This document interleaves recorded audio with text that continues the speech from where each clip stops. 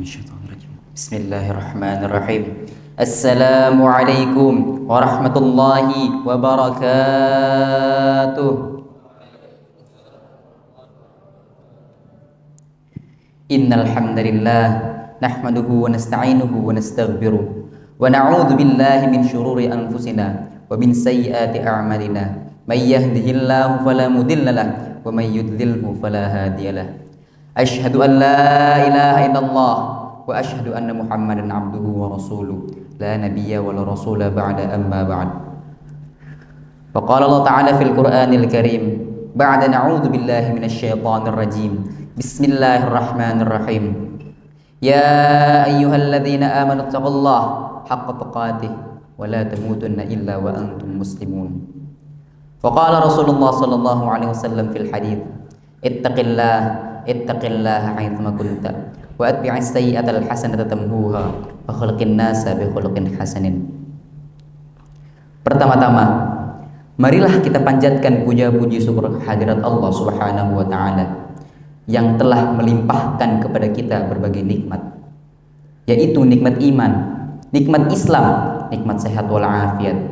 Sehingga dengan ketiga nikmat tersebut kita dapat berkumpul di tempat ini yang semoga diberkahi dan dirahmati oleh Allah Subhanahu wa taala. Amin ya rabbal alamin. Salawat serta salam tak lupa kita junjungkan kepada baginda kita, tauladan kita, Nabi besar Nabi Muhammad sallallahu alaihi wasallam, yang dimana beliaulah yang telah membawakan Islam dari zaman kegelapan hingga zaman terang benderang, yang telah membawakan Islam dari zaman jahiliyah hingga zaman Islamiyah. Berdirinya saya di sini, saya akan menyampaikan sebuah nasihat dan sebuah kisah yang semoga dapat bermanfaat bagi kalian di dunia maupun di akhirat.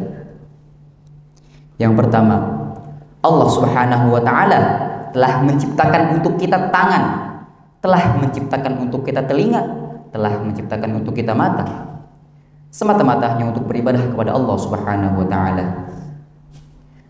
Adapun selainnya, mata, tangan, telinga bisa digunakan untuk perbuatan yang baik. Tangan bisa digunakan untuk perbuatan yang baik, telinga untuk mendengar yang baik, mata untuk melihat hal-hal sesuatu yang baik untuk dilihat. Setidaknya Allah larang kita untuk melihat sesuatu yang tidak boleh dilihat, melarang untuk melakukan pekerjaan yang tidak boleh dikerjakan, dan tidak mendengar apa-apa yang tidak boleh didengar. Mungkin kebanyakan dari kita ini sebagai thalibul ilm menggunakan mata, menggunakan telinga, menggunakan kuping, lain-lain kaki sebagainya hanya untuk melakukan hal yang sia-sia. Mungkin kita tidak melakukan hal yang baik, mungkin tidak sering untuk melakukan hal yang baik ataupun yang buruk, akan tetapi lebih sering untuk menggunakan hal yang sia-sia. Untuk thalibul ilm tidak sepantasnya untuk membuang waktu-waktunya. Sebagai ibarat agar kalian paham, fulan ia di masa depan bisa menciptakan sebuah raket untuk bermain bulu tangkis. Apa fungsi dari raket tersebut? Untuk bermain bulu tangkis. Apakah pantas raket tersebut dipakai buat nyapu?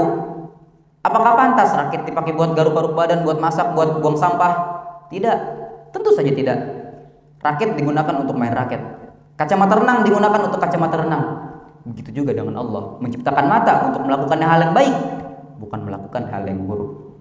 Sama saja jika kita melakukan hal yang baik dengan apa yang telah Allah ciptakan, sama saja kita menyia-nyiakan fungsi dari raket, menyia-nyiakan fungsi dari kacamata renang.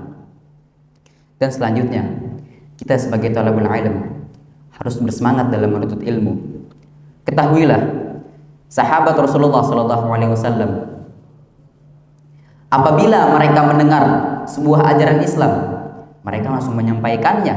Sebagaimana kisah dalam berikut ini, yaitu kisah Sayyidina Mus'ab bin Umair radhiyallahu anhu mengajarkan agama. Pada suatu saat, Rasulullah sallallahu alaihi wasallam mengutus orang-orang ke Madinah. Salah satunya Mus'ab bin Umair untuk mengajarkan ke sebuah kaum, ke suatu kaum di Madinah. Lalu Mus'ab bin Umair tinggal sementara di rumahnya As'ad bin Zurarah. Mus'ab bin Umair ini dikenal sebagai muqri, pengajar agama, atau bisa kita bilang sebagai ustadz. Sa'ad bin Mu'adz dan Usaid bin Hudayr adalah pemimpin dari suku di Madinah. Mereka berdua tidak menyukai kegiatan para sahabat dan As'ad bin Zurarah dan Mus'ab bin Umair yang mengajarkan agama kepada kaumnya. Sa'ad berkata kepada Usaid, "Temuilah Asad dan katakanlah kepadanya bahwa kami mendengar kamu telah membawa orang asing yang membuat orang-orang lemah kami menjadi bodoh dan sesat." Lalu tak lama kemudian Usaid menyumpai Asad dan berkata untuk jangan menyebarkan agama Islam kepada kaum kami dan menegurnya dengan keras. Lalu As'ad bin Zurarah berkata, "Dengarkanlah apa yang akan dikatakan Mus'ab. Jika itu baik bagimu, maka terimalah. Jika itu buruk, maka kamu berhak untuk menolaknya dan mengusir kami." Lalu Usaid pun menerima tawaran tersebut dan mengatakan bahwa ini adalah hal yang adil. Ia pun mendengarkan Mus'ab bin Umair radhiyallahu anhu menceritakan kebaikan tentang Islam dan menyampaikan ayat-ayat Al-Qur'an. Dan Usaid kagum dan berkata, "Alangkah bagusnya kata-kata ini. Apakah ada kata-kata yang lebih indah dari kata-kata itu tersebut?" Tentu mungkin tidak. Lalu Usaid bertanya, "Bagaimana jika ada seseorang yang ingin masuk ke agama kalian?" Lalu As'ad dan Mus'ab berkata, "Hendaklah ia mandi dan mengucapkan kalimat syahadat, asyhadu an la ilaha illallah." Dan di detik itu pula, di waktu itu juga, Usaid pun memeluk Islam. Dan tak lama kemudian Usaid menyumpai temannya, yaitu Sa'ad bin Mu'adz, dan menggajaknya. Dan dialog yang terjadi, yang seperti saya sebutkan, terjadi lagi. Dan akhirnya Sa'ad bin Mu'adz pun ikut memeluk Islam. Dan pada suatu hari Sa'ad berkata kepada kaumnya, "Wahai kaumku, bagaimana pendapat kalian tentangku?" Lalu kaumnya berkata, "Wahai Sa'ad, engkau adalah orang yang paling mulia. Engkau adalah orang yang paling utama di antara kami." Lalu Sa'ad menjawab, "Jika demikian, maka haram bagiku untuk memimpin kalian, haram bagiku untuk berbicara dengan kalian, kecuali kalian telah memeluk Islam." Dan pada waktu itu juga Bani Ashhal, baik lelaki maupun wanita, semuanya memeluk agama Islam dan mengikuti ajaran Mus'ab dan belajar bersama dengan Mus'ab. Dan akhirnya Mus'ab pun sibuk.